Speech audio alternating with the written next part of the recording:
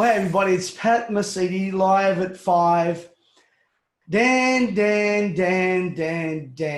Honestly, is there a more hated, dumber, insecure, backward, disrespectful, dishonest, crooked, lying, deceitful,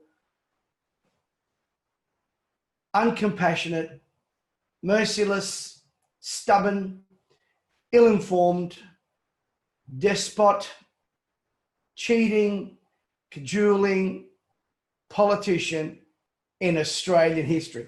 And that's the nice things I could say about you, Dan. So sorry that you haven't seen your mum till Christmas, but if it wasn't for your stupid edicts, you'd be seeing your mum. Matter of fact, if I was your mum, I tell you what I'd do.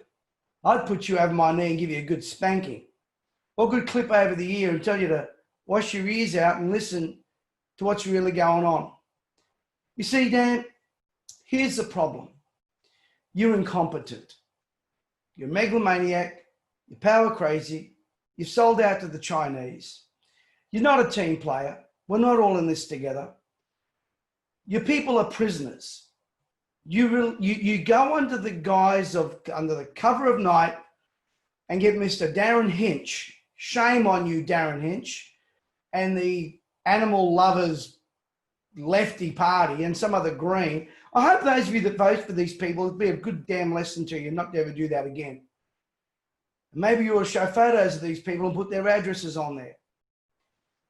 I'm not advocating civil unrest, but there comes a point where people say enough's enough. Where grandmothers are arrested on park benches by the police, pregnant women in their dressing gowns are arrested in front of their children, not because they attended a protest, they just merely thought of it or put up on Facebook. When a father in a football playing with his son is warned by police. Now, I don't blame the police. I blame the dictator that puts these laws there. And now guess what? Dan's got a supercomputer. Hey, Dan, let me tell you something about computers. And I'm no computer whiz. Garbage in, garbage out. How is it that 600 doctors disagree with you and you keep saying to people that there is no other alternative? There is. You are the only despot doing this. Italy didn't do it and they had over 50,000 deaths, and certainly it didn't happen in Switzerland, didn't happen in Taiwan, didn't happen in many other countries. No other state in this country has gone as far as you have, and no one has the disastrous records that you have in the area of public health. And by the way, Dan, you and I, we all know people are not dying of COVID. Your mate, Brett, who can't even shave and change his clothes, and this guy's a chief medical officer. He ought to go have a few lessons in hygiene, for crying out loud. Seriously, you're a grub. And we have unelected officials dictating us. The poor people of Melbourne, October, November, businesses aren't going to survive. But you don't really care.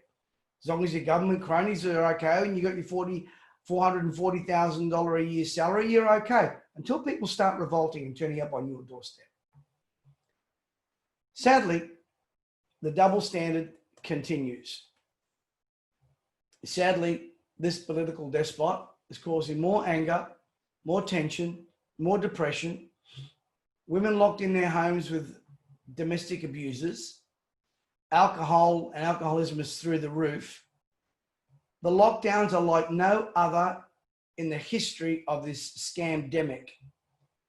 Dan's got himself a new computer now, supercomputer, where the data you can argue or the science. He said, Dan, there is no science, mate. There is no data.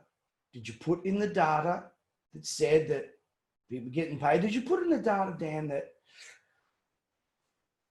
the people were already sick with other ailments that died, and obviously no one else in Victoria is dying of anything else?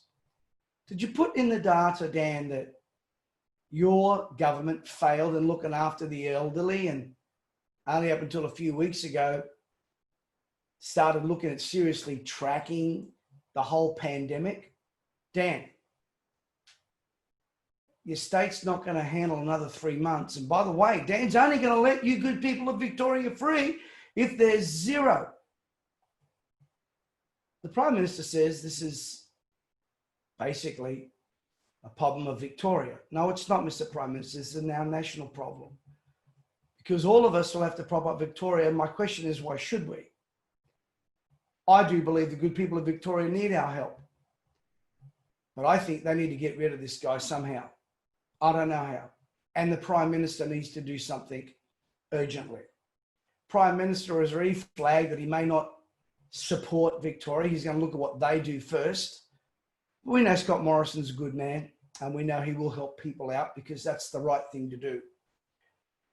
Sadly, Dan doesn't do the right thing. He wants to be seen to do the right thing, but he's doing the wrong thing. I don't know, Dan, whether you're struggling with mental health, because none of your actions make sense. I don't know how a country like Australia has allowed a despot, a dictator, a lying, cheating, deceitful man like this in power, and some of the journalists like the ABC, 3AW, adore him. What is wrong with you people? What is wrong with you people? Is there no compassion? Is there no mercy? Your science is wrong. Lancet Medical Journals and every other journal, even the World Health Organization's leading advisor says your lockdowns don't work, they're not working, they're not good, stop it. But here's the problem, Dan. This is all you know. You don't have another plan. I don't think you're thinking straight. I'm wondering whether the depressants or antidepressants have kicked in yet or not. God knows whether you're on them or not.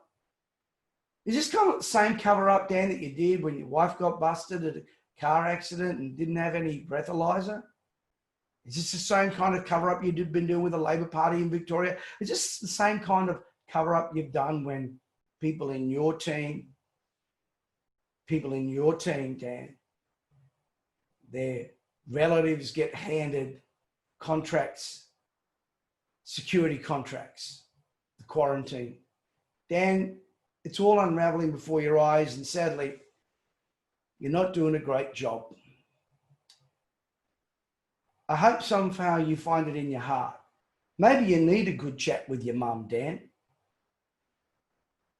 Maybe mum needs to pull you by the ears and take the wax out of it. Or maybe give you a scolding for the lies and deceit you've been inflicting upon the good people of Melbourne and a nation, for the irresponsibility, for the lack of decency that you show as a human. I think history will go down as you will be the most hated politician in the history of Australia. And so you should. Your actions are less than honourable. Your intentions, although I can't judge them, but I can only see on your behaviours, are less than honourable. The actions of the past have been nothing more but lying and cover up. What makes us think it's going to be any different? Melbourne, you've got a long few months ahead of you. My heart goes out to you. I feel sorry for you. Any amount of anger, modelling, science makes no sense to this guy. People will revolt. I think people must revolt. Probably it's the only way people are going to listen. And while I don't encourage that, there comes a point where people go, we've had enough. And sadly, we're getting to that point. The police can't arrest everybody. If I was being fined, I wouldn't be paying them. What is happening is unconstitutional, it's un-Australian, it's unrighteous, and it's pure evil. Good people of Melbourne, let's pray and believe for a miracle. It's about the only thing we really can do.